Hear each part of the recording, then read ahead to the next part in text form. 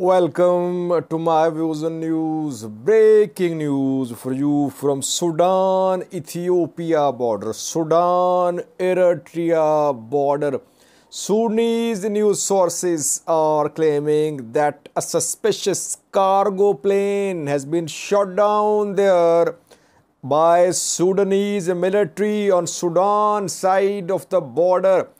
It is being claimed that this plane entered Sudanese airspace. From where did this plane enter?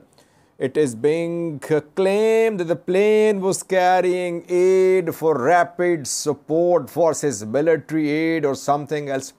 Secondly, Tsadkan, General Tsadkan Gabratinsai, who is now Tigray Vice President, his rank is Tigray Deputy President, and he spoke about return of IDPs to their homes and farms before the start of rainy season a few hours ago.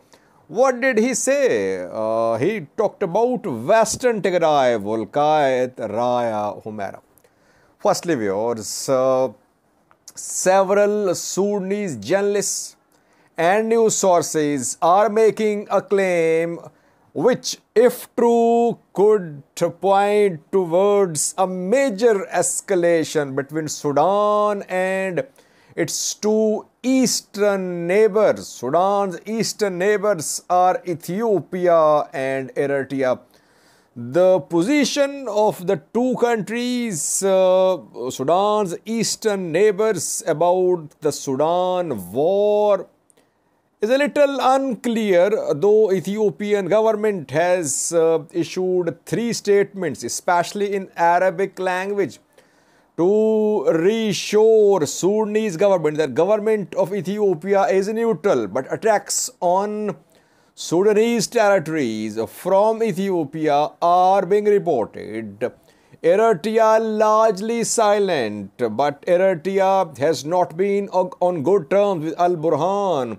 We know that Isaias Afwerki, Eritrean president, tried to mediate between Al-Burhan, between Sudanese army and Sudanese protesters, but the mediation offer was rejected by Al-Burhan a few months ago.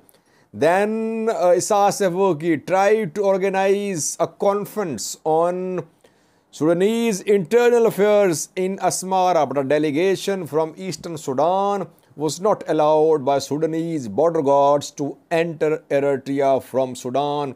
So, Isaias Afwerki has not been on good terms with Al-Burhan.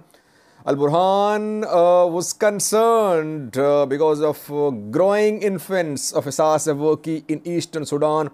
Ethiopia has other issues with Sudan, like demarcation of border, like Al-Fashaga, like Egypt-Sudan alliance to put pressure upon Ethiopian government to stop the filling of the dam.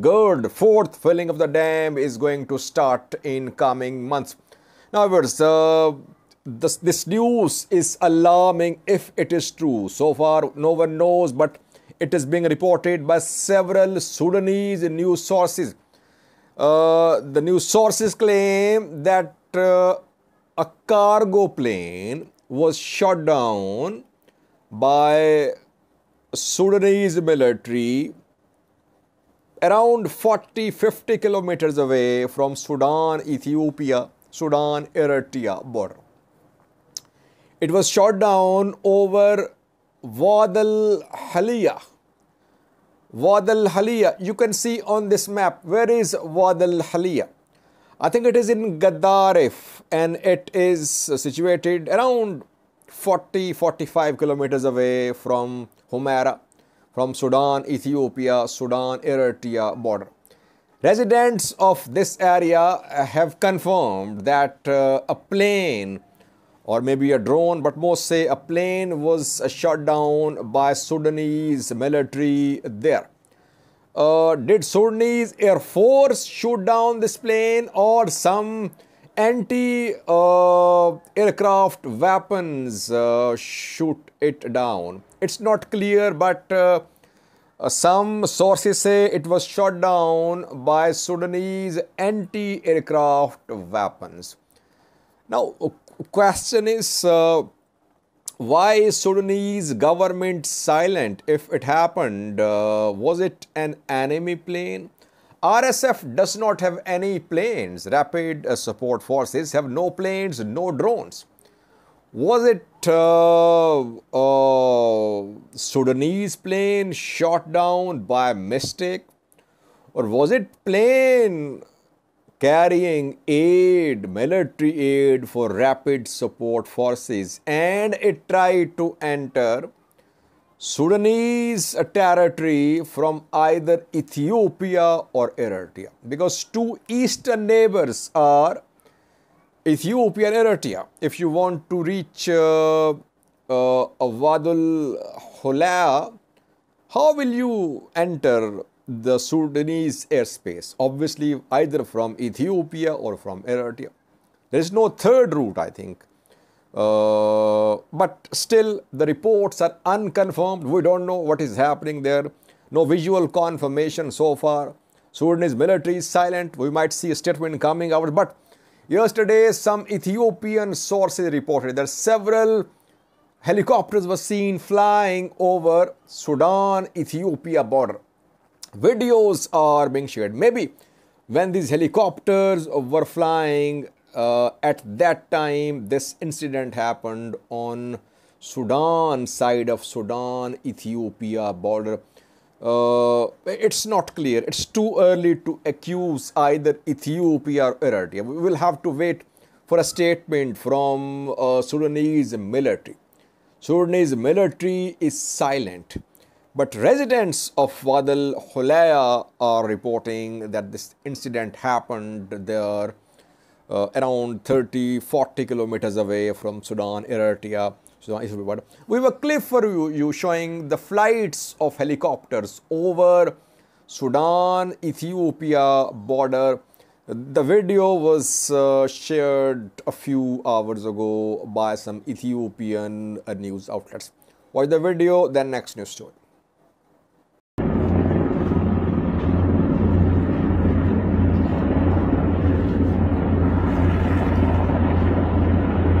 Secondly, we have Tsadkan Gebretensai, Tigray's general, now working as head of democratization, as deputy interim president of the region, spoke about the return of IDPs to Western Tigray. In an interview a few hours ago, he said, priority of Tigray interim government is to ensure the return of IDPs to their farms and houses before the start of rainy season, because if they're able to reach their farms, they'll be able to cultivate their farms, it will be good for them. And that is why efforts are being made by Tigray interim government for the return of these IDPs to their homes and farms. Now, a rainy season starts in Ethiopia in June, I think. It lasts till September. It means that Tsadkan is hoping, or Tigray interim government is trying, that the IDPs return to Wolkayet and maybe Raya as well before June. Is it possible, while we're seeing stiff resistance from Amhara region-based groups against the return of IDPs to Western zone? If you remember, Colonel Demaike Zaidu a few days ago spoke in Gondar, and he had rejected the possibility of return of Tigrayan IDPs to Wolkayet. He said it was an attempt to create instability. It was an attempt to change the demographic balance in Wolkayet. So we are seeing resistance, but Tsadkan is hopeful that in coming days we could see start of these IDPs. It seems that Ethiopian government and Tigray interim government, they have reached some sort of understanding about the return of IDPs, about the future status of Wolkayet, Raya.